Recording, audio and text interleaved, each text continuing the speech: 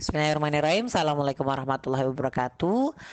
Kembali saya Kiki Barkia menyapa sahabat semua dalam sharing parenting online, dan tema kali ini adalah bijak menghadapi tantangan pengasuhan ya.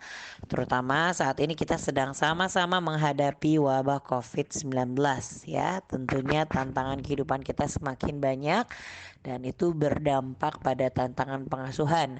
Apalagi saya dan juga para orang tua di sini sedang sama-sama berusaha mungkin beradaptasi ya dengan perubahan aktivitas di dalam keluarga dengan adanya kebijaksanaan uh, work from home, kemudian school at home, kemudian melockdown ya keluarga di dalam rumah masing-masing, stay at home. Nah tentunya ini memunculkan tantangan tersendiri ya.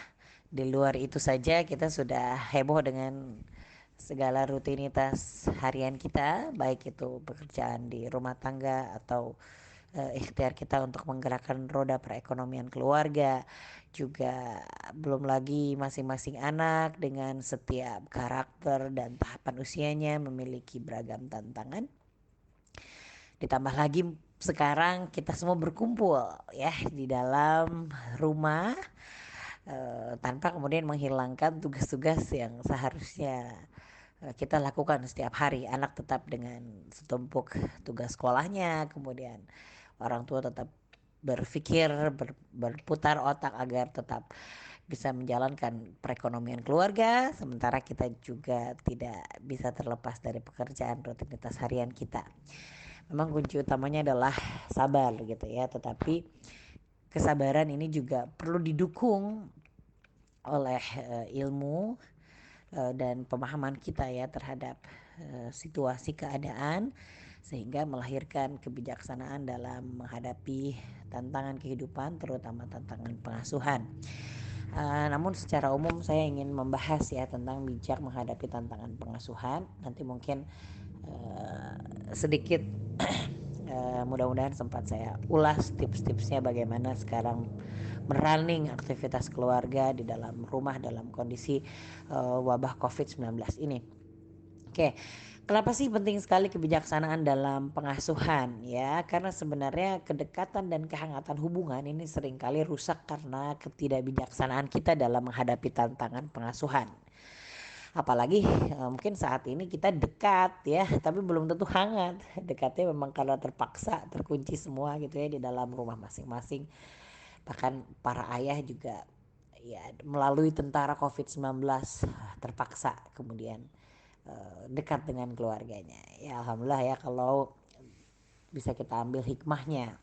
Tetapi jangan sampai kemudian kedekatan ini justru berpotensi merusak hubungan kita dengan anak-anak. Salah satunya karena ketidakbijaksanaan kita dalam menghadapi tantangan pengasuhan. Supaya bijaksana, ternyata kita membutuhkan ilmu ya dan kesabaran supaya bertindak dengan tepat. Ya, dalam kondisi yang parah atau dalam dampak yang dalam skala jangka panjang, ini banyak sekali ya kasus di mana anak-anak ini bisa terjerumus dalam fitnah akhir zaman. Ini berawal dari pola asuh bahkan di usia dini ya yang jauh dari kebijaksanaan. Jadi bayangkan kalau kita tidak bijaksana, kemudian anak-anak jadi rusak hubungannya dengan kita, mereka kemudian jadi tidak dekat dengan kita, mereka kemudian jadi lebih mudah terpengaruh di akhir zaman, kemudian lebih susah untuk kita kendalikan, bahkan para orang tua juga kehilangan otoritasnya ya di dalam keluarga, sehingga tidak bisa mengarahkan, mengendalikan perilaku anak-anak. Ini banyak yang berawal dari ketidakbijaksanaan menjalankan pola asuh. Tapi mudah-mudahan dengan musibah COVID-19 ini kita bisa mereorientasi kembali makna keluarga ya, makna pernikahan, dan hikmah dari memiliki anak, hikmah mengasuh anak dan segala macamnya, sehingga hal-hal yang mungkin selama ini renggang atau retak ini bisa kembali dirajut, kembali kita perbaiki sehingga kelengketan dan kedekatan bisa kembali muncul ya, yang mudah-mudahan bermanfaat bagi perbaikan dan kebaikan keluarga. Nah, supaya kita bisa bijaksana dalam menjalankan pola asuh, kita perlu mempelajari tantangan yang mungkin terjadi ya. Karena setiap anak dari sisi gender saja biasanya sudah memunculkan tantangan yang berbeda-beda. Kemudian dari sisi tahapan usia itu juga punya tantangan yang berbeda-beda. Di antara yang gendernya sama, usianya sama, ternyata juga punya tantangan yang berbeda-beda. Karena terkadang tantangan pengasuhan itu muncul dari karakteristik dasar atau temperamen dasar anak-anak. Nah, jadi ada beberapa prinsip yang perlu dipahami ya supaya kita bisa lebih bijak dalam menghadapi tantangan pengasuhan. Ya, termasuk juga banyak hal yang mungkin uh, perlu kelapangan hati ya dengan segala macam musibah dan kesulitan yang dimunculkan dari musibah COVID-19 ini. Sehingga bisa mempertebal rasa sabar dan mempertebal rasa syukur bahwa memang kita sedang berada dalam kondisi yang sangat-sangat tidak ideal ya. Tapi tetap ikhtiar parenting terbaik tetap harus kita lakukan, terlebih dengan interaksi kita yang saat ini sangat tinggi ya bersama anak-anak di rumah terkunci, bahkan anak-anak mungkin berpotensi untuk memunculkan banyak perilaku yang tidak kita harapkan karena mereka tidak bisa mengeksplorasi alam seperti biasanya. Nah, prinsip yang pertama adalah tidak semua sikap anak yang tidak kita harapkan merupakan kesalahan. Ya, jadi pemicu konflik ini tidak selalu merupakan kesalahan anak. Kita perlu memahami kondisi anak dan motif mereka melakukan sesuatu sehingga kita dapat merespon perilaku yang tidak kita harapkan ini dengan lebih bijaksana. Ya, jadi apalagi sekarang mungkin ya anak-anak mungkin cenderung relatif rewel karena merasa bosan. Jangan kemudian menyalahkan sikapnya, tetapi pahamilah gitu ya, pahamilah uh, bahwa mereka dengan segala keterbatasan diri, keterbatasan pemahaman terhadap kehidupan, keterbatasan dalam hal kebijaksanaan menghadapi merespon dunia misalnya, itu memunculkan perilaku-perilaku khas anak-anak yang mungkin kalau kita juga berada dalam posisi yang sama di usia yang sama mungkin juga akan bersikap yang kurang lebih sama dengan anak-anak kita. Jadi jangan kemudian kita terpancing untuk menyalahkan anak, tetapi pahamilah bahwa dengan segala permasalahan ini memang anak-anak perlahan-lahan ya harus kita ajak beradaptasi untuk sama-sama legowo, berlapang dada menjalani musibah bersama-sama ya. Mungkin kita juga bisa mengajak mereka untuk bernostalgia dengan siroh bagaimana perasaan anak-anak pada zaman sahabat itu mengalami boikot ekonomi gitu ya, yang tidak bisa kemana-mana, tidak bisa berniaga, mungkin juga ada rengekan-rengekan, bahkan mereka mungkin lebih lapar ya, merengek lapar sampai dikisahkan memakan daun-daunan kering. Jadi pada usia tertentu anak-anak ini bisa diajak untuk berempati dengan keadaan ya, tapi kita dulu yang paham terhadap kondisi mereka dan motif mereka dalam melakukan sesuatu ya. Dan kemudian juga seperti yang tadi saya bilang, gender sama, usia sama itu bisa melahirkan perilaku yang berbeda karena mereka memiliki temperamen dasar ya yang merupakan perilaku natural dalam merespon lingkungan. Jadi pahami dulu kalau kemudian pada saat mereka muncul perilaku yang tidak diharapkan ini seringkali dilatar belakangi oleh temperamen dasarnya. Nah, prinsip yang kedua adalah tidak semua kesalahan anak ini harus berujung pada hukuman. Jadi seringkali orang tua itu menggunakan otoritas dirinya sebagai orang tua untuk mendisiplinkan anak-anak. Ya, padahal mendisiplinkan ini tidak berarti identik dengan menghukum gitu ya. Mendisiplinkan adalah sebuah proses untuk mengajarkan mereka tetap bersikap, aturan, mengajarkan tentang nilai, dan mengajarkan tentang sikap seperti apa sih sebenarnya yang diharapkan oleh orang lain. Jadi kadang anak-anak itu belum tahu, belum ngerti, atau belum terbiasa. Sama seperti hari ini mungkin beberapa orang tua mengeluh tentang sekolah yang dipindahkan ke rumah. Kita mungkin tidak bisa berekspektasi anak-anak mampu belajar dengan jadwal yang sesuai, dengan mata pelajaran yang dipisah-pisah, dipecah-pecah seperti layaknya sekolah gitu ya. Kita pun berproses untuk perubahan ini, anak-anak juga berproses. Maka sekolah, para guru harus memahami ya bahwa kita sedang mengalami masa-masa yang memang tidak mudah. Nah, makanya anak-anak tuh harus diajarkan tentang bersikap. Jangan dulu kita kemudian mendisiplinkan dengan hukuman tanpa sebelum mengajarkan mereka tentang aturan, tentang cara bersikap, tentang merespon masalah, merespon lingkungan gitu ya. Jadi tidak semua hal harus dihukum kalau mereka itu melakukan hal yang di luar harapan, tetapi utamanya adalah diajarkan, diberitahu. Nah, sering sekali para orang tua ini ketika melihat anak-anak berperilaku yang di luar harapan, ini fokus kita bukan pada keinginan untuk meluruskan perilaku anak, tetapi justru fokusnya itu banyak yang ingin memuaskan atau menunjukkan emosi negatif kita akan ketidaksetujuan. Tapi harusnya fokus kita adalah menyatakan ketidaksetujuan dengan cara yang baik gitu ya. Sehingga hikmah dari kesalahan ini dapat diambil oleh seorang anak.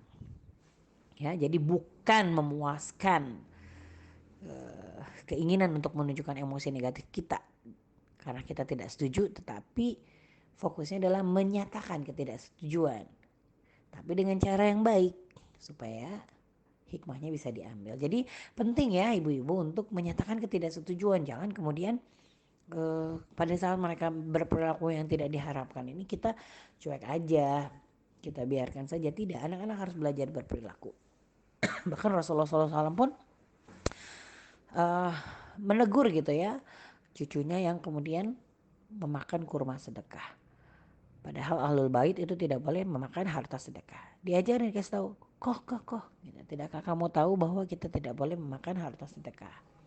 Tapi tidak dihukum, tapi tetap dikasih tahu. Padahal itu mungkin masih kecil ya anak-anak. Jadi tetap kita harus mengajarkan anak-anak berperilaku, tidak juga kemudian berprinsip nanti juga anak mah besar, namanya juga anak-anak itu sampai dengan pemahaman iya bahwa anak itu terbatas pikirannya, terbatas kebijaksanaannya, mereka butuh latihan untuk bisa berkomitmen, latihan untuk jadi sikap ajak. Oke, sampai dengan pengertian itu, tapi bukan berarti namanya anak-anak kemudian kita membiarkan mereka berbuat kesalahan. Ya, jadi sekali lagi bahwa kita harus pahami bahwa anak-anak ini membutuhkan proses bersikap bijaksana ya. Mereka juga butuh proses untuk bertindak yang benar. Ya, sudah benar, tapi kadang anak-anak teh kurang efektif, kurang efisien, makanya bikin kita kesel. Nah, mereka juga perlu latihan untuk bisa bertindak yang efektif dan efisien. Ya, jadi kadang mereka sudah punya niat baik, tapi caranya di mata kita dengan standar orang dewasa itu enggak banget gitu. Nah, kadang orang tua itu menaruh ekspektasi sebagaimana anak-anak tuh harus bersikap seperti orang dewasa. Padahal mereka tuh butuh waktu untuk bisa bertindak yang tepat, efektif, efisien, cepat, tepat waktu dan segala macamnya. Jadi perkembangan otak mereka juga belum sempurna. Jadi wajar sekali apabila mereka itu belum bijaksana. Apalagi sekarang misalnya dengan kondisi kita ada di rumah, makin sering ketemu saudaranya, makin hal-hal kecil kemudian sepele jadi ribut. Ini kalau dalam set pikiran kita berpikir bahwa itu ada hal yang wajar, anak masih butuh waktu untuk bisa bijaksana. Nah, kita sudah mulai dengan men-set pikiran itu, kita sudah banyak meredam emosi kita sehingga fokus kita pada mengajarkannya gitu ya, bukan menyalahkan. Kenapa sih kalian berantem saja ya? Anak bosan ngumpul semua, apalagi rumahnya sempit, ibu-ibu gak kasih kegiatan gitu ya. Tugas numpuk, gak cuma anaknya yang stres, emaknya juga memang stres. Jadi ayo kita perlu menempatkan segala sesuatu itu pada porsinya ya. Uh, Kemudian yang selanjutnya adalah kesalahan anak ini. Kalau kita menemukan anak-anak yang salah ini, seharusnya menjadi momen berharga bagi kita untuk mengajarkan apa yang baik, apa yang benar, dan apa yang sebaiknya dilakukan. Jadi it's okay anak-anak itu melakukan kesalahan. Karena memang Allah juga mengilhamkan jalan fujur dan jalan takwa. Jadi mungkin kita berpikir, naon sih anak ini teh, dari mana taunya gitu ya. Ya mungkin dia lihat dari orang lain atau nggak sengaja lihat dari kita, atau menyimpulkan sesuatu yang sebenarnya tidak kita lakukan, tapi kemudian dalam keterbatasan imajinasi pikirannya dia menerapkan itu pada konteks yang lain, tapi kemudian jadi salah gitu ya. Atau juga mungkin memang muncul dari ilham jalan fujur tadi gitu, kok tiba-tiba kepikiran melakukan hal yang buruk. Nah jadi tangkap saja gitu, ketika anak melakukan kesalahan tangkap, fokusnya adalah tangkap momen untuk kemudian mengajarkan apa yang baik, apa yang benar, apa yang sebaiknya dilakukan dan apa yang sebaiknya tidak dilakukan ya. Satu prinsip ini saja dipegang, insya Allah sudah banyak mengurangi marah-marah di dalam rumah kita. Oke, kemudian strategi yang selanjutnya yang harus diinstal di dalam pikiran kita adalah hargai tahapan dalam mengubah perilaku anak gitu ya. Kadang ini kita tuh pengennya perfect, pengennya berubah dalam satu waktu, instan lagi, cepat, dan bukan cuma satu item yang pengen kita rubah, banyak item yang pengen kita rubah. Padahal kalau kita mau bernostalgia tentang diri kita yang masa lalu, sebenarnya mungkin kita juga sedang melakukan hal yang sama pada saat usia anak-anak, atau bahkan melakukan hal yang lebih buruk gitu ya. Atau kita juga membutuhkan proses bertahun-tahun untuk kemudian hijrah, punya habits yang baik di dalam kehidupan gitu ya. Mungkin kita berekspektasi anak kita pada saat usia SD sudah bisa begini-begini, padahal kalau kita lihat masa lalu kita mungkin SMP atau SMA kita juga sedang apa gitu ya. Nah, jadi kita perlu menghargai tahapan, juga menghargai setiap perkembangan. Nah, makanya kenali tuh permasalahan anak, terus selesaikan satu masalah itu dalam satu waktu. Jadi nggak harus semuanya berubah, tapi misalnya at least ada yang berubah saja, itu harus kita syukuri. Kadang kita tuh mumet dan bikin kita stres itu karena kita ngelihat kayak puzzle kecil gitu lah. Kita lupa kalau sebenarnya kalau kita angkat lagi pandangan kita view lebih tinggi, ternyata ada banyak puzzle yang sudah kita selesaikan dengan anak-anak tuh yang harus kita syukuri gitu. Nah kita tuh fokusnya sama satu cuplikan di capture yang kecil aja. Jadi lihat, puzzle ini bingung dikumpulin sama apa. Lupa kalau ternyata sudah banyak juga puzzle-puzzle yang terus menerus sebenarnya kita lakukan. Makanya sudah puzzle itu terus saja disusun satu persatu. Walaupun kita sebenarnya pas ngeliat itu kayaknya banyak banget yang belum selesai, santai. Pokoknya keep moving forward satu persatu. Sesekali nostalgia sama suami itu, dulu tuh ya si A tuh begini, si Teteh tuh begini, kakak tuh begini. Jadi ada banyak hal yang sebenarnya terselesaikan gitu ya seiring dengan ikhtiar kita dan perjalanan waktu. Nah, jadi selesaikan satu masalah dalam satu waktu, nanti lama-lama puzzle itu kekumpul. Pas ngeliat anak-anak tuh udah besar, ya Allah padahal dulu ribetnya, rempongnya gitu ya. Nah, mama tuh kadang terlalu sempit ngelihatnya sehingga udah terlalu heboh. Anak GTM aja kayaknya udah galaunya kayak gimana gitu. Padahal hal-hal seperti itu nanti lewat. Walaupun pada saat lewat kita tuh nemuin tantangan yang lain, yang baru dan sebenarnya lebih dahsyat gitu ya. Tapi hargailah perubahan itu. Ya, walaupun cuma sedikit, dan tetaplah konsisten untuk kemudian kita mengubah perilaku anak-anak. Dan tetaplah berpikir, bertindak positif ya dalam mengubah perilaku anak-anak. Jangan sampai kemudian tujuannya baik, pengen mengubah perilaku anak, tapi ternyata cara bertindak kita tidak positif. Akhirnya kemudian kontradiktif, dan akhirnya kemudian justru menjadi bumerang misalnya. Karena banyak sekali misalnya orang tua yang ya memarahi anak, menegur anak, itu kemudian didasari oleh rasa cinta dan harapan supaya anak-anak bisa lebih baik, tetapi berpikir dan bertindaknya itu tidak dengan cara positif, sehingga akhirnya juga hasil akhirnya justru malah minus ya, malah kontraproduktif. Nah, dalam mengubah perilaku anak ini harus berusaha untuk membuat anak itu mengetahui apa yang kita harapkan. Jadi kadang mama tuh cerewet gitu ya, teriak-teriak, tapi sebenarnya ternyata selama itu nggak pernah bikin aturan. Kita tuh seharian tuh tugasnya ngapain aja. Nah, ibu-ibu kalau sekarang di musibah COVID-19 ini kita lockdown di dalam rumah, kita stay at home, itu nanti terlatih dengan sendirinya. Kita sebagai muslim ini seharian tuh harus ngapain? Kita punya target apa? Karena ada beberapa hal yang tetap harus masuk ke dalam diri kita. Ada kebutuhan perut, ada kebutuhan akal, kebutuhan fikriah, ada kebutuhan hati. Jadi sebenarnya kalau kita day to day berusaha untuk menabung pundi-pundi amal soleh, sebenarnya hidup tuh jadi lebih lebih simpel dan akhirnya uh, membuat satu keteraturan gitu loh dari target-target atau niat-niatan kita yang kita lakukan setiap hari ya. Anak-anak juga kemudian pada akhirnya terlatih. Mungkin waktu kecil, waktu umur-umur balita kita nggak bisa memilah dengan besaran waktu atau angka-angka waktu tertentu. Anak-anak mungkin belum terlalu bisa memahami ya jam berapa harus ngapain.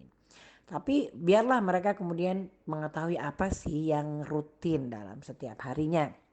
Nanti kemudian pada saat sudah besar, pada saat anak-anak sudah mulai sekolah, kita sudah mulai bisa mengajarkan rutinitas itu dengan bilangan waktu. At least misalnya memecahnya dalam beberapa waktu. Nah sebagai seorang muslim sudah dikasih tuh 5 waktu sholat, maka kita bisa memecah aktivitas manusia itu dalam beberapa waktu. Salah satunya adalah waktu antara sholat, sehingga anak-anak mengetahui dari jam segini sampai jam segini itu kita harus ngapain. Ya mungkin tidak semua orang bisa tipenya uh, runut gitu ya dengan jam yang pas. Dulu pernah ada satu ibu-ibu yang sharing tentang aktivitas dirinya dan benar-benar sampai detail sampai dengan menit kesekian dia ngapain dan mungkin dia melakukan itu bertahun-tahun, tapi mungkin untuk tipe ibu-ibu kayak saya stres dikasih kayak gitu karena memang nggak cocok gitu ya. Jadi silakan yang paling nyaman. Nah anak-anak memang dalam karakter tertentu itu bisa ya terpaksa untuk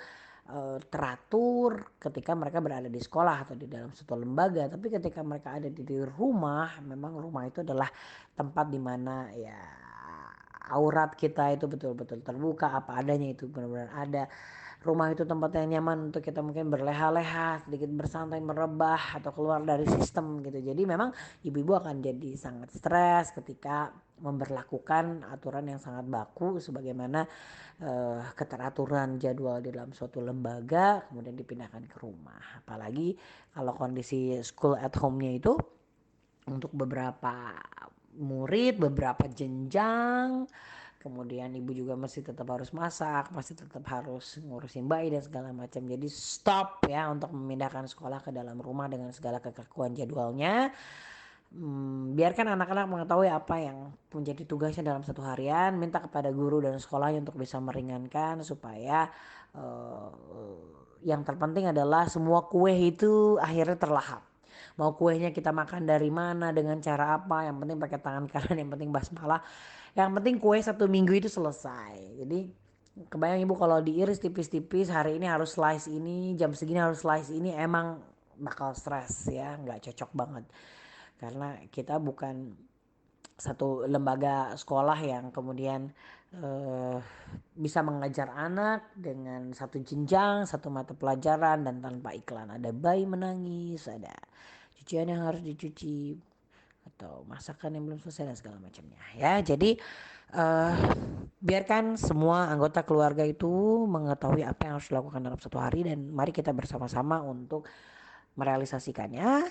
Dan yang paling mudah adalah kita pilah di antara waktu-waktu sholat ya, dan anak memiliki kemerdekaan untuk memilih mau kue dari mana duluan mereka gigit, yang penting satu hari itu misalnya kuenya harus habis ya. Kemudian uh, strategi yang selanjutnya supaya kita bisa lebih bijak dalam menghadapi tantangan pengasuhan adalah menghargai keunikan potensi anak ya. uh, sorry saya kayaknya ke slide yang lain dulu. Oke,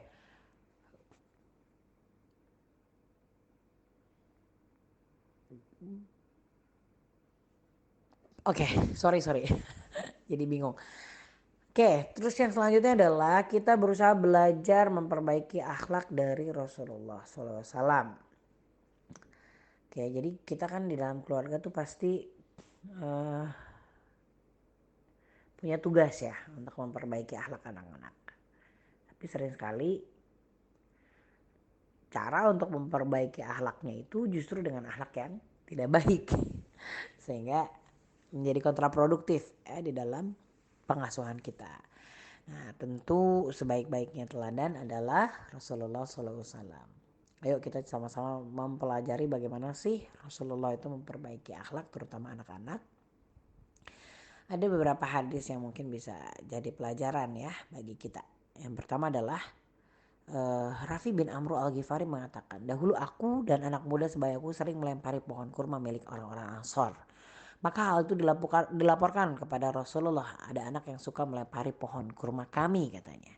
Nah, akhirnya aku dibawa menghadap Rasulullah dan beliau bertanya, "Nak, mengapa engkau melempari pohon kurma?" Ini luar biasa. Jadi diskusi yang pertama kali dibangun oleh Rasulullah adalah ditanya dulu kalau anak itu punya kesalahan. Nah, mengapa engkau melempari pohon kurma? Aku menjawab untuk saya makan buahnya. Berarti dihargai ya motif anak melakukan sesuatu. Karena kadang-kadang anak tuh baik motifnya. Punya niat baik tapi salah caranya. Tapi kita cuma konsentrasi pada salah caranya. Sehingga anak-anak kemudian jadi tidak bersemangat untuk melakukan niat baik karena dia pernah dimarahi pada saat berniat baik. Nah, untuk saya makan buahnya, kata Raffi ini. Kemudian beliau bersabda, kamu jangan lagi melempari pohon kurma. Jadi dikasih batasan apa yang dilarang dikasih tahu. Tapi makanlah buahnya yang jatuh di bawahnya. Tapi dikasih solusi bagaimana harus bertindak gitu lah. Jadi seringkali orang tua tuh cuma fokus pada apa yang nggak boleh, tapi nggak dikasih tahu apa yang boleh dan bagaimana seharusnya ketika anak tersebut mendapati permasalahan yang sama di masa yang akan datang. Nah kemudian ada yang menarik ya. Selanjutnya kata Rafi bin Amro ini, selanjutnya beliau mengusap kepalaku seraya berdoa, ya Allah kenyangkanlah perutnya. Masya Allah. Jadi ditutup harapan terhadap seorang anak itu ya pada saat meluruskan perilaku itu dengan doa gitu. Jadi kadang kita tuh suka melewatkan ya untuk mendoakan anak terhadap sesuatu yang kita inginkan. Jadi sudah dikasih nasihat, sudah dikasih tahu mana yang nggak boleh, kasih tahu mana solusinya lalu doakan. Kemudian ada lagi telah menceritakan kepada kami Ubaidillah bin Mu'az al-Anbari telah menceritakan kepada kami Syuhaibah dari Muhammad bin Ziyad. Ia mendengar Abu Hurairah berkata, suatu ketika Al Hasan bin Ali mengambil kurma dari tumpukan kurma sedekah lalu meletakkannya di mulutnya. Maka Rasulullah SAW bersabda, buanglah itu. Tidakkah kamu tahu bahwa kita tidak boleh makan harta dari sedekah? Ini hadis yang tadi sempat saya bicarakannya bahwa ketika itu hal yang berkaitan dengan syariah, maka jangan segan untuk kemudian menyampaikan yang benar seperti apa, meskipun mungkin anak membutuhkan waktu untuk berkomitmen dalam melaksanakannya. Nah kalau syariah yang tadi mungkin nggak berlaku dengan kita ya, karena kita bukan ahlul bait, tetapi intinya adalah bahwa ketika itu perkara syariat ternyata Rasulullah itu tegas gitulah. Jadi kalau nggak boleh ya nggak boleh. Kemudian yang selanjutnya adalah cerita Umar bin Salam. Jadi waktu aku masih kecil, kata Umar bin Salam, saat berada dalam asuhan Rasulullah SAW, pernah suatu ketika tanganku kesana kemari sambil mengambil makanan di nampan. Lalu Rasulullah SAW bersabda kepadaku, wahai bocah, ucapkanlah bismillah dan makanlah dengan tangan kananmu serta ambil makanan yang berada di dekatmu. Jadi dari hadis ini kita bisa belajar bahwa ketika anak itu melakukan kesalahan, Masya Allah, Rasulullah itu fokus pada apa yang seharusnya dilakukan. Gitu ya. Jadi langsung diajarin. Ya, termasuk juga ini menjadi salah satu momen ya untuk menasihati anak itu ternyata ketika waktu makan. Kemudian ada hadis lain ketika pada saat dia sakit dan ketika dalam perjalanan. Ya, jadi wahai bocah, ucapkanlah bismillah, makanlah dengan tangan kananmu serta ambil makanan yang berada di dekatmu. Jadi langsung dikasih tahu cara melakukan sesuatu kalau anak itu kemudian salah misalnya ya. Kemudian prinsip yang selanjutnya adalah pahami keunikan potensi anak. Kenapa kita perlu melakukan ini? Supaya kita nggak panik ya. Jadi kalau saya punya anak-anak nih beda-beda. Ada yang keras tapi mandiri, cuma susah diatur. Ada yang cenderung nurut tapi tidak punya inisiatif. Atau ada lagi yang mungkin ya lebay, sensitif tapi sebenarnya dia yang paling perhatian, paling empati, paling peka dan segala macam. Jadi kita nggak panik kalau misalnya si satu anak yang memang sensitif itu mungkin lebih banyak bapernya dalam melihat masalah. Oh dia, tinggal kita fokus pada harus ngapain setelah itu. Atau misalnya ada satu anak yang wah keras banget gak bisa dilawan. Oke, kita harus berdamai sama dia dengan cara misalnya memberikan pilihan sehingga dia kemudian memutuskan sesuatu di antara sesuatu yang kita bisa lakukan atau kita bisa wujudkan, tapi itu muncul misalnya dari dalam dirinya. Jadi kita nggak usah panik. Uh, Kalau kita tahu keunikan potensi anak-anak, insya Allah kita bisa menempatkan harapan dan ekspektasi yang lebih tepat ya. Dan kita juga nggak perlu membandingkan antara anak yang satu dengan anak yang lain karena masing-masing itu mereka punya ruangan tersendiri untuk tumbuh beserta dengan keunikan waktunya dan tahapannya ya. Dan dengan memahami keunikan potensi anak ini juga akan menghindari diri kita dari perasaan kecewa yang akan melahirkan keadaan frustasi ya. Jadi perlu ingat nih ibu-ibu bahwa setiap anak itu adalah unik ya dan mereka itu memiliki titik start yang berbeda untuk bisa mampu melakukan sesuatu.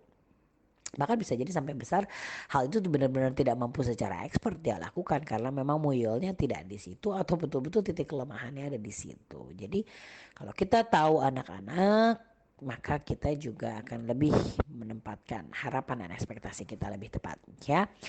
Setiap anak ini memiliki kecepatan tersendiri juga dalam mencapai atau menguasai sesuatu. Ya, ada yang tiba-tiba umur segini sudah bisa ini dan itu. Ya, semua kita stimulus, semua kita rangsang, semua kita ajak, semua kita latih.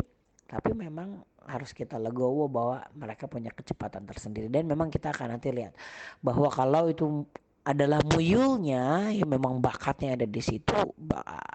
Memang dia punya sifat-sifat yang menonjol gitu ya untuk melakukan aktivitas produktif pada bidang tertentu, itu nanti kita akan bisa lihat bahwa mereka punya kecepatan yang besar gitu ya untuk mencapai suatu kompetensi tertentu. Nah, jadi perbanyaklah untuk mengingat bahwa setiap anak ini memiliki kelebihan dan kekurangan tersendiri gitu ya. Sekarang yang terpenting adalah kita berusaha bagaimana kelebihan dan kekurangan ini pada akhirnya melahirkan kebaikan dan bukan menjadi bumerang bagi kita, apalagi yang bisa menjerumuskan kita dan keluarga ke dalam api neraka. Karena sebenarnya kelebihan ini terkadang menjadi sesuatu yang nampak gitu ya, seperti kekurangan. Padahal sebenarnya berpotensi untuk menjadi suatu kelebihan jika dilakukan pada waktu yang tepat, pada porsi yang tepat, dan pada tempat yang tepat ya. Atau bahkan kelebihan yang nampak kelebihan yang kita banggakan ini justru terkadang menjadi suatu kekurangan yang dapat menjerumuskan seorang anak. Misalnya anak sangat suka sekali dengan dunia musik, tapi kemudian kita tidak mengarahkannya dengan mengawalinya dengan fondasi akidah yang kuat, lalu kemudian kesukaannya menjerumuskan pada hal-hal yang dekat dengan kemaksiatan misalnya. Atau jangan jangan kasih contoh bakat seperti itulah, mungkin nggak semua orang punya. Atau sifat-sifat yang dia bakat tapi bukan yang secara indrawi betul-betul kelihatan ya, misalnya bakat untuk berempati ya, berempati. Jadi dia punya perasaan yang lebih peka yang seharusnya bisa bermodalkan menjadi kebaikan tetapi tidak bisa ditangkap oleh lingkungan, tidak bisa diasah menjadi satu modal kebaikan. Justru misalnya baper dan empatinya jadi modal atau potensi yang membuat dia jadi lebih banyak mengalami masalah gitu ya. Karena orang-orang yang mungkin baperan ini mudah sekali rentan ya terjangkit stres bahkan depresi. Padahal sebenarnya itu adalah suatu kelebihan ya karena kepemimpinan itu membutuhkan kepekaan gitu ya.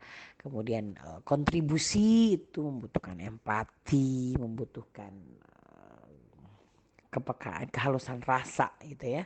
Tapi tidak terasa dengan baik sehingga tempatnya di tempat yang negatif dan akhirnya melahirkan sikap yang negatif. Nah, justru sebaliknya tidak semua kekurangan juga dipandang sebagai hal yang negatif gitu ya. Jadi misalnya ibu melihat seorang gadis sangat pemalu, susah menjalin hubungan, ternyata itu menjadi satu modal kebaikan di masa yang akan datang. Dia mungkin tidak mudah apa namanya berinteraksi dengan banyak orang, tapi satu sisi justru dia bisa menjaga kehormatannya gitu ya. Padahal selama ini mungkin kita melihat itu sebagai satu kekurangan. Atau ada anak yang sebaliknya mungkin sangat supel yang kita bangga-banggakan, ternyata justru itu menjadi anak yang susah banget diatur dan mudah sekali terpengaruh oleh lingkungan misalnya. Karena biasanya anak-anak yang cenderung pemalu, menutup diri itu mereka lebih punya potensi untuk mempertahankan prinsip yang memang dibangun dengan lingkungan pendidikannya gitu ya, dan mudah mohon maaf sulit sekali untuk dipengaruhi oleh lingkungan kalau sudah memiliki prinsip.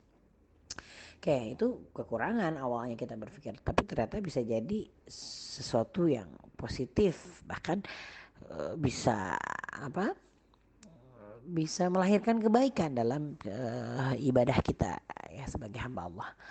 Jadi bagaimana kita melihat anak-anak tuh sebagai paket lengkap. Dia ada kekurangan, ada kelebihan. Jadi kita juga lebih santai, nggak terlalu panik. Tinggal berpikir bagaimana kelebihan dan kekurangan ini bisa kita hantarkan menjadi satu amal soleh ya yang terus menerus mereka lakukan sepanjang hidupnya dan pada akhirnya mengantarkan mereka ke dalam surga insya Allah.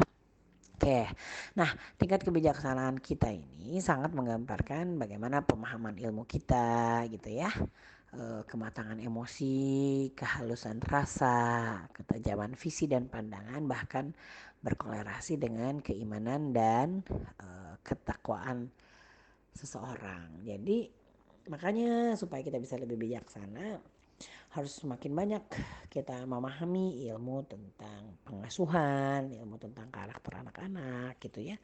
Kemudian kita juga butuh lebih matang ya, lebih dewasa emosi kita. Maka juga perlu memperbanyak penggalian hikmah supaya kita bisa lebih bijak ya, supaya lebih dewasa. Kemudian juga tergantung pada kehalusan rasa dan ketajaman visi atau pandangan kita. Makanya perlu ya banyak menggali ayat-ayat Allah gitu ya. Uh, banyak mendekat kepada Allah, banyak merasakan keberadaan Allah, banyak kemudian memperbanyak syukur gitu ya supaya kita bisa lebih halus ya memahami sesuatu itu tidak hanya dengan logika kita tetapi dengan rasa gitu ya. Ini memang banyak hilang di antara para ibu-ibu ini, terutama yang memang terjebak pada rutinitas yang sangat padat dan tekanan hidup yang mungkin besar sehingga maskulinitas para ibu ini kemudian justru meningkat dan di satu sisi menghilangkan femininitasnya, salah satunya kehalusan rasa ya. Dan memang betul bahwa kebijaksanaan juga berkorelasi dengan keimanan dan ketakwaan kita ya. Kalau ruqyah kita lagi kendor atau kita lagi kurang solehah, ini mudah sekali kita terjangkit penyakit tidak bijak dalam menghadapi tantangan pengasuhan. Oke. Kemudian yang selanjutnya adalah pahami konsekuensi logis dan konsekuensi natural dalam memberikan konsekuensi kepada anak-anak. Nih, karena sering sekali kita itu nggak nyambung memberikan hukuman kepada anak-anak atau mengajarkannya bertanggung jawab atau mengajarkannya untuk menghadapi resiko.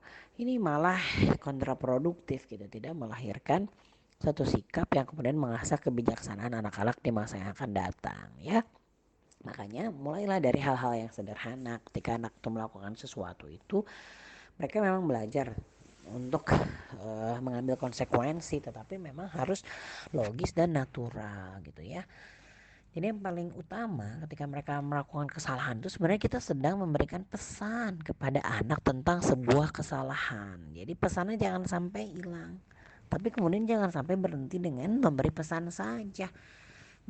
Yang kedua adalah mengajak mereka untuk bertanggung jawab ya. Jadi pada saat anak-anak salah, ini bukan sarana untuk meluapkan emosi negatif kita, tapi jadikan itu sebagai pelajaran berharga untuk mengajarkan mereka tentang cara bertanggung jawab dan memberikan pesan bahwa itu adalah sebuah kesalahan ya. Jadi konsekuensi natural ini adalah konsekuensi yang dijalani manusia akibat sebuah tindakan karena sebab akibat yang sunatullah ya. Jadi kamu terlambat ya, jadi gak dapet gitu misalnya. Jadi kalau di rumah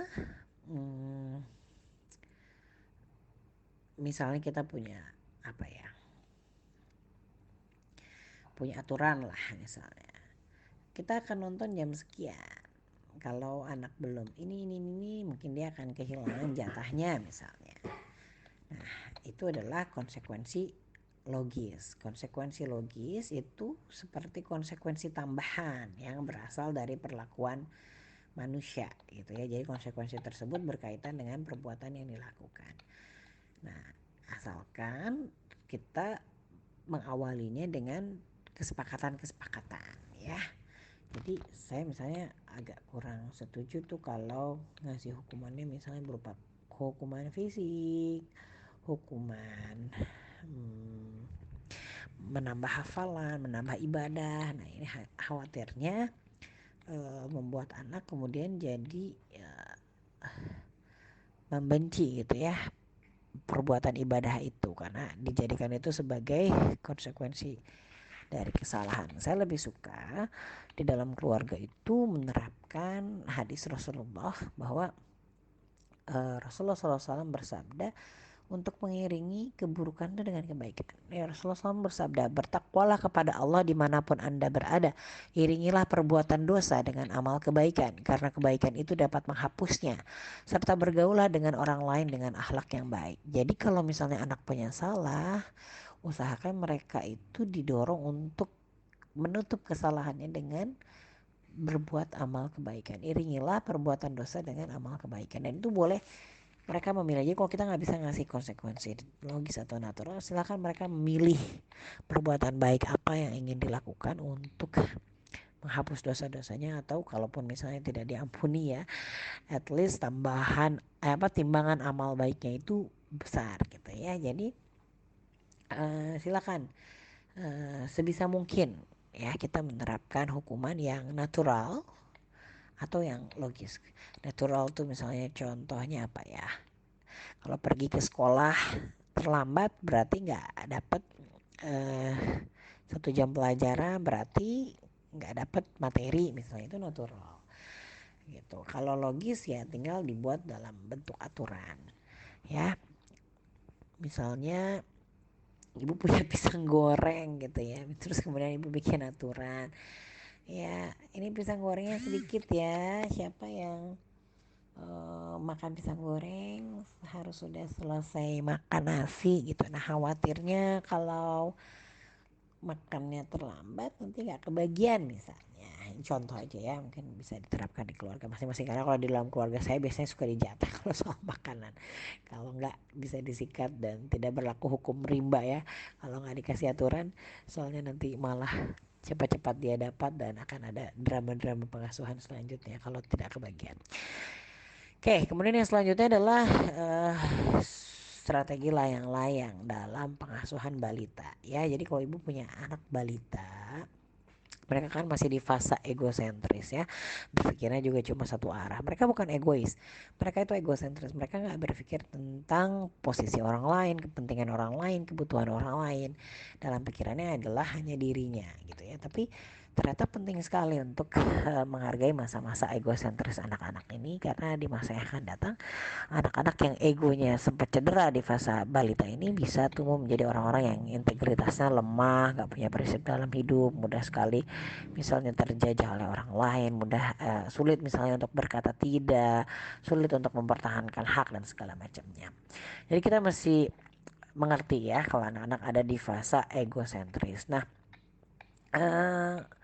biasanya kan pakai ya, mereka tetap dengan keinginannya, dan kita juga nggak bisa seperti anak kecil juga dengan keinginan kita tanpa kemudian memahami posisi mereka. Nah, maka gunakanlah strategi layang-layang. Layang-layang itu seperti apa sih? Kita ulur dulu ibu-ibu, baru kemudian kita tarik. Jadi kita misalnya memberi apa yang diinginkan oleh anak ya dalam durasi yang singkat atau jumlah yang sedikit, baru kemudian misalnya kita arahkan anak-anak sesuai dengan yang kita inginkan. Supaya apa? Supaya nggak terlalu berkonflik dulu gitu ya. Oke, mau begini. Nah, tapi setelah itu begini ya, misalnya.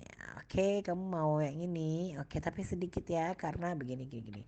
Itu ternyata lebih meminimalisir konflik daripada ibu kekeh.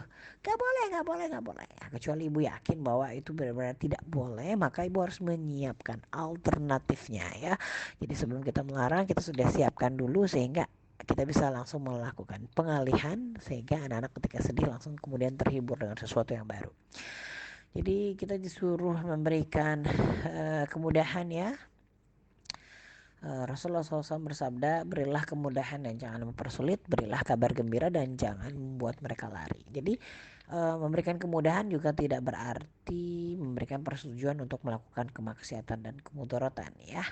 Jadi selama ibu yakin bahwa hal yang dilakukan itu tidak berdosa, maka berikan kemudahan. Jadi gak usah dibuat ribet, makanya jangan terlalu banyak bikin aturan yang kemudian membuat kita juga terpaksa akhirnya melanggar. Jadi dibuat simple lah, kalau tidak ada di dalam hadis, di dalam Quran misalnya mandi itu harus jam berapa, nggak usah terlalu dibuat kaku yang membuat kita akhirnya kemudian jadi marah-marah dan jadi berkonflik dengan anak-anak ya.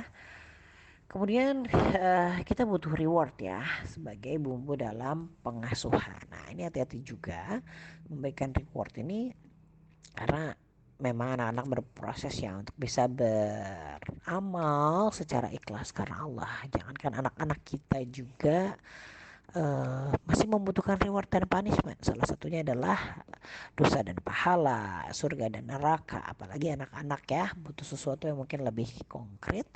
Bahkan pahala dan dosa bagi mereka adalah sesuatu yang abstrak. Maka terkadang kita membutuhkan reward sebagai bumbu dalam pengasuhan. Nah, reward ini harus kita artikan sebagai tanda kesetujuan kita terhadap suatu perbuatan. Dan pada saat kita memberikan pernyataan kesetujuan kita, kita suka, kita setuju, kita sepakat, senang banget kita melihat anak-anak melakukan itu, bahagia ketika anak-anak melakukan itu.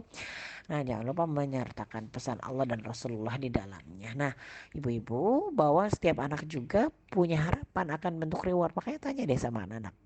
Karena setiap anak tuh punya harapan. Ya, saya misalnya seorang istri ya, saya nggak pengen tuh dikasih reward dalam bentuk misalnya dibeliin barang-barang branded mahal. Justru mungkin saya akan marahin suami saya ketika membelikan hal itu untuk saya karena bukan itu yang saya inginkan gitu ya. Tapi uh, saya ingin dikasih hadiah dengan satu waktu di mana saya bisa me time untuk bisa aktualisasi dan memberikan kebermanfaatan bagi umat. Dan pada saat itu suami saya menjadi babysitter buat anak-anak saya. Itu adalah hadiah yang paling indah di dalam pernikahan saya ketika saya bisa saya harus menulis, ketika saya harus isi seminar, dan di waktu-waktu tertentu beliau menginfakkan sebagian waktunya agar saya bisa berinfak waktu untuk masyarakat. Itu adalah hadiah yang indah. Nah, jadi begitu juga anak-anak ya, mereka punya harapan akan reward. Maka ibu tanya gitu, kalau saya punya anak yang thinking, kalau personal genetics Stephen ya, ini rewardnya juga yang paling dia suka itu misalnya bentuk barang yang mendukung proses belajar keahlian spesialisasinya atau beragam kesempatan belajar untuk mempertajam keahliannya. Oh, saya punya anak yang suka banget bikin film misalnya, dan dia suka pengen dibeliin Lego figurin untuk stop motion filmnya. Aduh, itu kadang juga lumayan tuh harganya gitu. Tapi ya sudah, memang cara dia menangkap rasa cintanya adalah mendukung. Kalau dia pengen punya program atau project, dia suka banget ke alam. Dan saya pernah tanya, apa yang paling kamu sukai, apa yang kamu paling pengen, apa yang membuat kamu merasa dicintai sama Umi? Oh, itu kalau Umi katanya ngajakin aku ke alam, oh aku jalan-jalan. Nah tapi mungkin anak yang lain, saya punya anak feeling, itu harapan terhadap rewardnya itu berupa sikap atau kegiatan yang mempertebal rasa cinta dan kebersamaan. Jadi kalau ditanya dia pernah menulis, ayo silakan tuliskan atau gambarkan yang sedang kalian inginkan dari Umi dan Bapak. Oh kalian yang lain misalnya benda, kalau dia itu enggak, aku pengen dipijitin setiap hari. Oh, beda ya. Kemudian ada lagi anak intuiting. Nah, segala sesuatu yang mendukung proses kreatif atau terwujudnya mimpi-mimpi jangka panjang. Ini ya, saya seorang intuiting. Jadi, kalau saya sedang pengen berkarya dan suami saya mendukung yang sedang saya lakukan tuh sesuatu banget buat saya gitu ya. Dan saya punya anak intuiting itu juga dia paling senang apa ya, sesuatu yang dengan pulpennya ngapain gitu kan ya. Jadi dia tuh kalau minta hadiah tuh pasti alat tulis deh, seneng banget. Kita dianterin ke toko bukuan terus ganti alat tulis dengan segala macam apa warna-warni dan segala macam variasinya, itu dia suka sekali. Atau misalnya orang insting gitu ya, dia pengen rewardnya itu sesuatu yang bisa memberikan kebahagiaan atau kedamaian dalam jiwa. Atau anak sensing, saya punya anak sensing, itu benar-benar perlu yang memang konkret gitu ya, konkret. Bahkan beberapa anak sensing ini sebisa mungkin barang yang kekinian atau sedang menjadi tren. Nah, jadi tanya sama anak-anak mereka sebenarnya berharapnya apa, hindari juga memberikan hadiah yang justru akan menimbulkan kontraproduktif terhadap sebuah amal. Apalagi yang kemudian mendekatkan mereka kepada siksa api neraka. Jangan kemudian kita sudah kasih mereka minta apa, handphone, habis itu kita marah-marah dan pada sesuatu yang kita kasih gitu. Tuh anak-anak minta games, tuh anak-anak minta apa, terus habis itu kita marah-marah. Jadi coba dilihat jangka panjang pada saat kita memberikan sesuatu, dan buat juga perjanjian-perjanjian tertentu dengan anak-anak agar anak-anak bisa menggunakan sesuatu secara wajar dalam jumlah yang pas, dalam waktu yang tepat misalnya. Sehingga jangan kemudian kita menyesali sesuatu yang sudah kita berikan kepada anak-anak. Oke, prinsip selanjutnya adalah jadikan keteladanan sebagai metode terefektif ya. Sebab anak-anak ini akan sangat mudah belajar dari apa yang mereka lihat. Ya, mereka lebih mudah untuk menangkap pesan dari apa yang kita lakukan. Nah, sebuah tindakan orang tua ini menganut pesan tertentu meskipun kita tidak mengatakannya. Bahkan terkadang menasihati mereka belum tentu bisa masuk ya, uh, dan diaplikasikan dalam kehidupan mereka, tetapi dengan melihat kita tanpa sadar, tanpa kata-kata, mereka mampu mengadopsinya. Jadi dalam suatu tindakan orang tua ini terdapat beberapa pesan ya, seperti misalnya norma dan nilai yang dianut oleh orang tua atau kebiasaan yang diperbolehkan ya, itu juga ada di dalam tindakan orang tua, atau cara dan gaya hidup atau persetujuan akan pilihan. Dan beberapa tindakan orang tua juga mampu menginspirasi yang membuat seorang anak itu melakukan sesuatu yang lebih baik atau lebih expert atau lebih hebat atau lebih besar dampaknya dari sesuatu yang pernah dilakukan orang tuanya, yang meneruskan, mengembangkan. Karena orang tua itu mampu menghadirkan inspirasi, termasuk juga inspirasi dalam hal keburukan yang membuat anak-anak itu, yaitu tadi murid kencing guru kencing berdiri, murid kencing berlari. Jadi kalau misalnya melakukan sesuatu yang buruk, ternyata anak-anak juga berpotensi untuk melakukan yang lebih buruk lagi. Jadi perhatikan tindakan kita ya, karena sebenarnya ini adalah suatu norma dan nilai yang dianut oleh anak-anak dari sikap-sikap kita. Bahkan mungkin kita bisa mendapatkan kejutan-kejutan dari sikap anak-anak kita. Ternyata anak-anak seperti ini, mereka melakukan kebaikan yang buat kita amazing, padahal sebenarnya mereka tanpa sengaja belajar dari kita ya.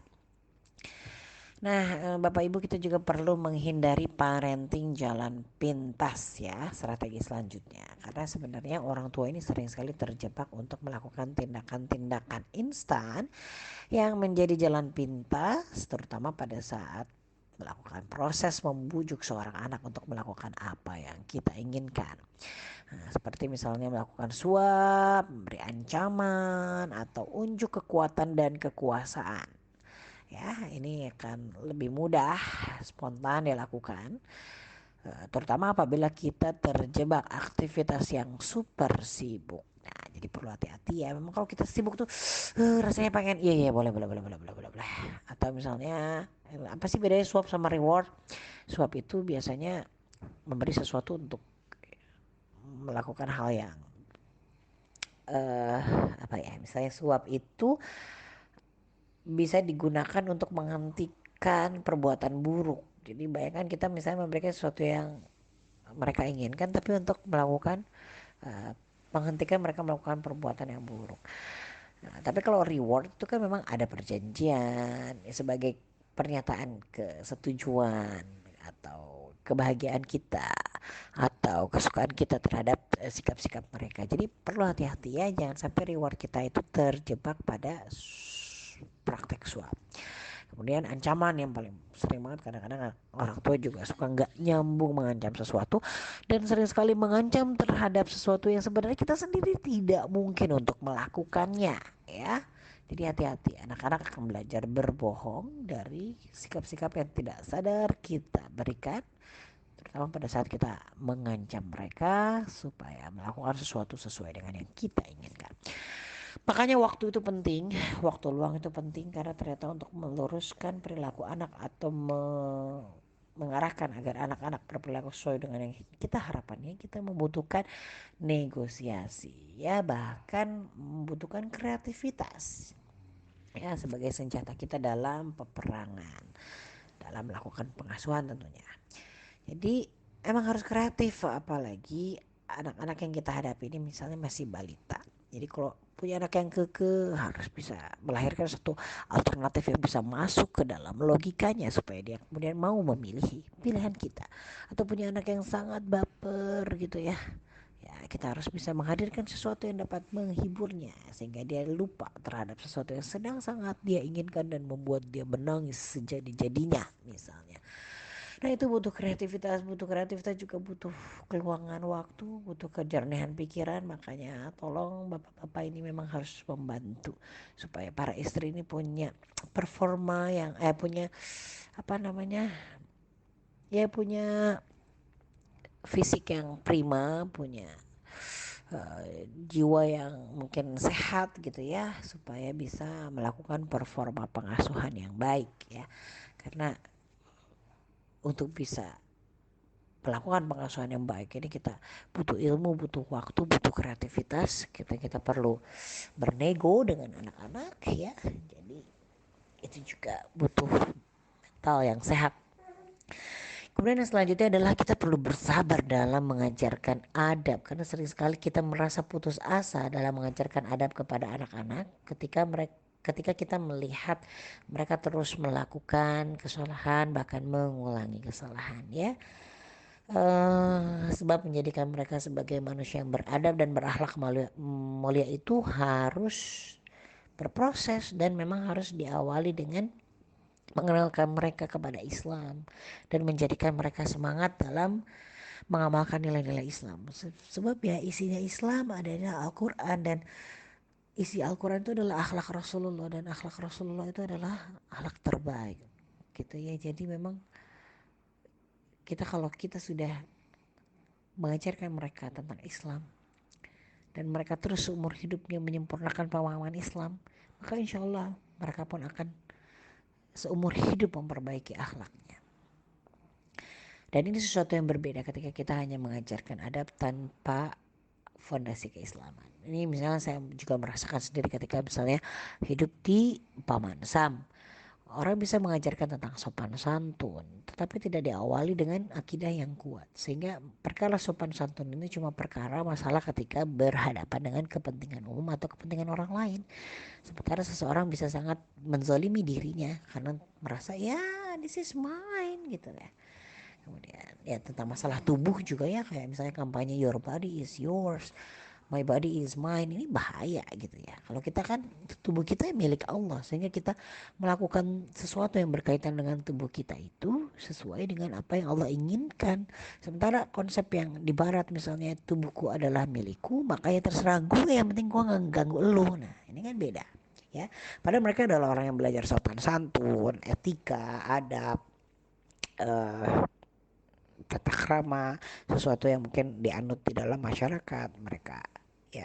Mereka taat pada peraturan-peraturan yang berlaku, tapi tidak berdasarkan pada akidah yang benar ya. Nah makanya kelakuan anak-anak. Makanya Bapak Ibu ya, kalau kita berusaha berikhtiar untuk melakukan pendidikan adab, ini memang harus berawal dari konsep Islam ya.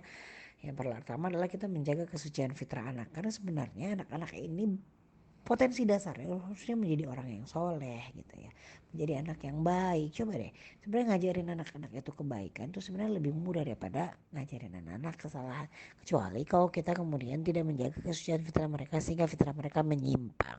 Bisa kita lihat kehalusan, kemurnian, kesucian, kepolosan anak-anak dalam berbuat baik. Coba deh perhatikan, memang kebaikannya tuh sudah terinstall gitu ya di dalam jiwa mereka, sehingga kecenderungannya mereka itu ingin melakukan kebaikan. Cuma kitanya saja yang mungkin tidak menyambut itu, sehingga kemudian akhirnya fitrahnya terkesampingkan ya. Kemudian ikhtiar dalam pendidikan adab ini bangun lingkungan yang penuh keteladanan, seperti yang tadi saya bilang bahwa lebih mudah ya anak tuh mengadopsi apa yang kita lakukan daripada mendengar apa yang kita sampaikan. Nah, dalam pendidikan adab sebenarnya menghindari lingkungan buruk ini jauh lebih efektif daripada berkomunikasi tentang baik dan buruk. Jadi sampai kapan? Sampai at least minimal anak itu sudah mulai aja konsep dirinya. Sebisa mungkin kita jangan memasukkan terlebih dahulu lah tanpa modal, tanpa latihan. Jadi ibaratnya ibu mau nyebur tapi nggak pernah diajarin renang, mau nyebur tapi nggak dikasih pelampung, pelan-pelan kan. Buat ngajarin renang itu kan harus pelan, mungkin perlahan dari liatin air, kemudian pakai pelampung, pakai ban, pakai pelampung, terus dilepas, lama-lama pakai pelampung tangan, lama-lama bisa meluncur sendiri, lama-lama bisa berenang sendiri. Jadi begitu juga di dalam pergaulan, jangan kemudian kita nggak kasih bekal apa-apa, anak-anak langsung ngejebur ya, tenggelam mereka ya, tidak bisa menyelamatkan diri, tidak bisa mengendalikan mereka harus kemana di tengah arus dan segala macamnya. Nah jadi untuk awal-awal ini menghindari lingkungan buruk ini sebenarnya jauh lebih efektif daripada kita terus brainwash anak-anak tiap kali mereka bertemu dengan lingkungan yang buruk. Nah, kemudian pada saat kita ingin meluruskan perilaku anak, nah, kita mengambil momen untuk menasihati anak itu justru ketika anak melakukan perilaku negatif, karena anak-anak akan lebih ingat kalau mereka pernah belajar dari kesalahan mereka ya. Kemudian tetaplah istiqomah untuk membangun identitas diri anak-anak yang positif ya, melalui kegiatan dialog, berkisah dengan kisah teladan atau berdiskusi hikmah kejadian. Jadi kadang orang tua itu melewatkan masa-masa keemasan untuk mengasah kebijaksanaan anak, padahal anak-anak tuh berpotensi untuk kemudian punya kematangan berpikir, kedewasaan mental itu ya, dari keseharian mereka kalau mereka diajak untuk membaca ayat-ayat Allah, membaca hikmah-hikmah di sekitar Iqra gitu ya, terhadap ayat kauliyah dan ayat kauniyah Allah. Ya, kalau misalnya anak dibiarkan begitu saja melihat kehidupan tanpa diajakin untuk mengambil ibroh, maka kita melewatkan kesempatan sebenarnya untuk mendewasakan diri mereka. Kemudian juga untuk pendidikan adab ini kita harus memperkuat bonding, karena anak-anak tuh sebenarnya akan lebih menurut pada seseorang yang memang dia dekat, dihormati, dia sayang. Ibulah misalnya punya seseorang yang kemudian sangat perhatian, sangat baik, kalau kita sedang punya masalah itu selalu dibantu gitu ya. Kalau mereka pergi ke luar kota kemudian selalu ingat kasih oleh-oleh. Nah kalau orang yang sudah baik terus kasih perhatian, rasanya kan nggak enak ya kalau kita melanggar, melawan atau tidak mau menuruti pesannya. Maka perkuat bonding ya, dan tetaplah istiqomah untuk menjadi guru dan sahabat terbaik bagi mereka. Dan kita juga perlu menciptakan arus positif ya dalam lingkungan sosial anak-anak. Jadi kita nggak bisa membuat mereka steril, tapi kita perlu membangun imunitas mereka.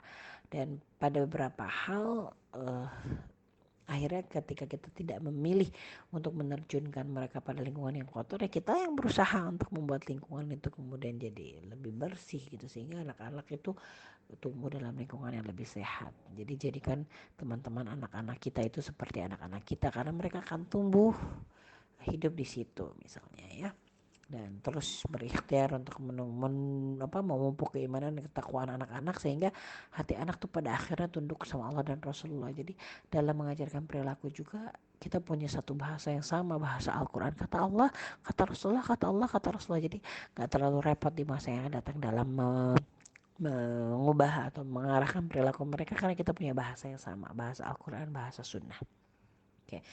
Dan Sisanya kalau kita sudah berikhtiar dalam pendidikan adab ini, ya ingatlah bahwa ada sentuhan tarbiyah Allah yang kita butuhkan untuk menyempurnakan apa yang tidak mampu kita berikan. Jadi ibu nggak usah baper, sudah berusaha segala macam, minta sama Allah untuk menyempurnakan, karena tidak akan pernah kesempurnaan itu bisa kita lakukan dalam pengasuhan di dalam keluarga ya. Nah, kalau misalnya pada saat ibu menghadapi tantangan dan ibu perlu marah, silahkan. Kalau perlu marah, tahu kenapa kita marah, tahu bagaimana mewujudkan cara marah yang terbaik dalam pandangan Islam.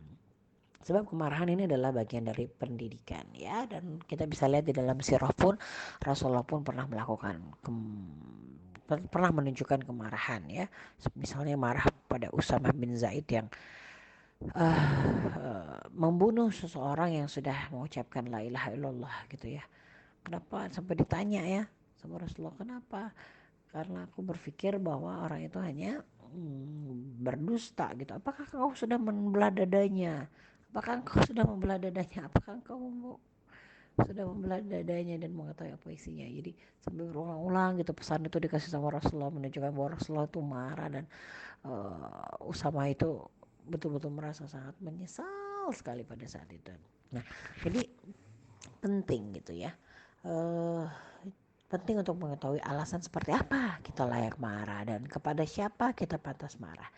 Usia berapa seseorang yang sedang kita hadapi untuk kita wujudkan kemarahan itu misalnya. Dan perlu juga mengetahui bagaimana wujud terbaik seperti apa yang perlu kita ekspresikan gitu ya pada saat kita merasakan kemarahan atau ingin menunjukkan marah. Jadi Rasulullah itu marah karena Allah. Ini sesuatu yang dikabarkan oleh Aisyah. Jadi Rasulullah itu marah pada alasan-alasan yang berkaitan dengan pelanggaran syariat.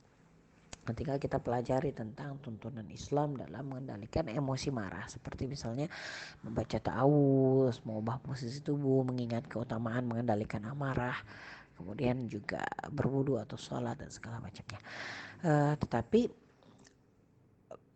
yang perlu kita hindari adalah marah-marah, apalagi membiasakan diri memberikan pesan dengan nada atau ekspresi kemarahan. Jadi sesuatu yang memang perlu ditegur dengan level 1, ya ibu gak usah misalnya menyampaikannya dalam level 10, sehingga pada saat kita membutuhkan level 10 kita sudah tidak tahu lagi harus marah dengan seperti apa.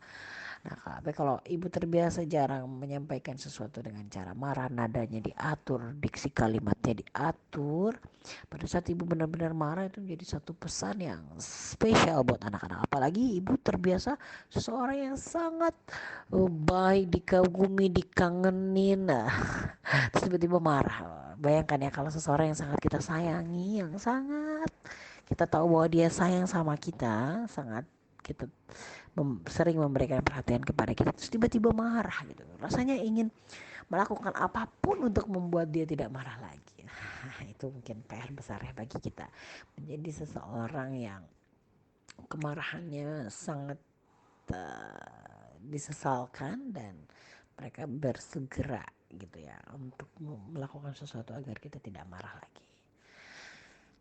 Atau jangan-jangan kita menjadi orang tua yang ya kemarahannya menjadi makanan sehari-hari, sehingga mau marah ataupun enggak ya buat kita sama aja, karena kita tinggal mengeluarkannya, mengabaikannya, karena sudah menjadi makanan sehari-hari yang dilahap oleh anak-anak, dan akhirnya anak-anak memilih diam karena bagi mereka bicara atau tidak bicara tidak ada gunanya, bahkan bicara sering sekali menimbulkan masalah yang lebih besar, sehingga akhirnya mereka memilih untuk diam, tidak berpendapat, dan kemudian melakukan hal yang kontraproduktif, bahkan sebaliknya ketika di luar pandangan kita sebagai orang tua. Aduh, mudah-mudahan kita gak termasuk orang tua seperti itu ya. Baik Bapak Ibu, mungkin seperti itu ya kurang lebih hal yang bisa kita pikirkan, kita set dalam pikiran kita, kemudian kita install dalam pikiran kita supaya kita bisa lebih bijaksana menghadapi tantangan, terutama saat ini kita sedang sama-sama menghadapi wabah musibah yang sama, COVID-19. Mudah-mudahan tentara yang Allah kirimkan untuk berzikir dengan cara memberikan penyakit ini dapat menjadikan pula kita untuk berzikir gitu ya, dan melakukan fungsi dan peran sesuai dengan bagaimana Allah menciptakan kita sebagai seorang manusia. Karena belajar dari COVID-19, mereka nggak salah memainkan peran sesuai dengan petunjuk. Disuruhnya begitu di muka bumi. Kelelawar juga sama, disuruhnya begitu di muka bumi ya. Hewan-hewan yang lain juga mereka punya job desk masing-masing, cara bertasbih di muka bumi. Begitu juga kita, tapi kita yang justru sering salah melakukan job desk kita sebagai seorang manusia, sehingga Allah kemudian harus menurunkan tentara-tentara yang lain untuk kemudian mengingatkan kita. Coba ibu bayangkan, ada banyak hal yang membuat kita kembali kepada fitrah kita gitu ya. Ketika musibah ini kita misalnya menjadi lebih sederhana, lebih reorientasi lah terhadap kehidupan kita. Kita ini mau ngapain dan apa yang sebenarnya secara basic benar-benar kita butuhkan, yang mungkin terkadang sering kita lupakan ya, termasuk dalam urusan keluarga ya. Dengan musibah ini membuat kita kembali pada fitrah kita sebagai ibu, fitrah kita sebagai ayah. Ayo mari kita sambut musibah ini untuk melahirkan kebaikan-kebaikan di dalam keluarga kita, yang tentunya perlu kita bekali ya dengan ilmu supaya kita bisa lebih bijak lagi memerankan peran kita yang sesungguhnya sebagai hamba Allah, sebagai kepala keluarga, sebagai istri dari suami, sebagai ibu dari anak-anak, sebagai ayah dari anak-anak. Baik, demikian yang bisa saya sampaikan, mudah-mudahan bermanfaat. Mohon doanya untuk kesembuhan saya juga ya, mudah-mudahan Allah menggugurkan dosa-dosa saya dengan sakit yang sedang saya uh, alami ya, dan mudah-mudahan kita semua dijaga juga dari musibah wabah COVID-19 yang benar datangnya dari Allah, yang salah datangnya dari saya sendiri. Wabillahi taufiq wal hidayah. Assalamualaikum warahmatullahi wabarakatuh.